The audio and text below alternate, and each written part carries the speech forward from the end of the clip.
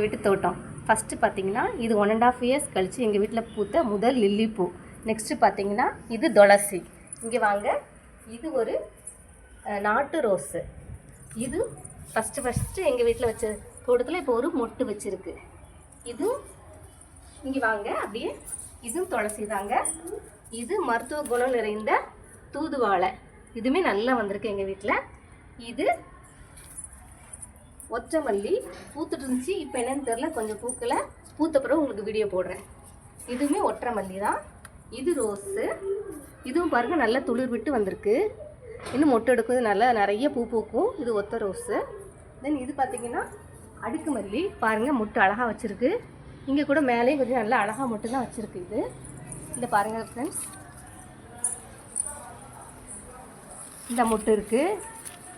தென் இந்த கூட மொட்டு இருக்குது. இதுவும் ஒற்றை மல்லி தான். இது என்னமோ பூக்களை, இதுக்கும் நாங்கள் ஏதாவது மருந்து பார்த்துக்கிட்டு இருக்கோம். அப்புறம் பார்த்திங்கன்னா இது வெச்சரலை கொடி, பாருங்கள் நல்லா ப்ராடாக வந்திருக்கு. நல்லா மேலே வரைக்கும் போய் அப்படியே மேலே நாங்கள் படர விட்டுருக்கோம் இந்த வெத்தலை கொடியை. நெக்ஸ்ட்டு பார்த்திங்கன்னா இங்கே பாருங்கள், எங்கள் வீட்டில் சூப்பரான ஒரு ஆரஞ்சு ட்ரீ இருக்குது.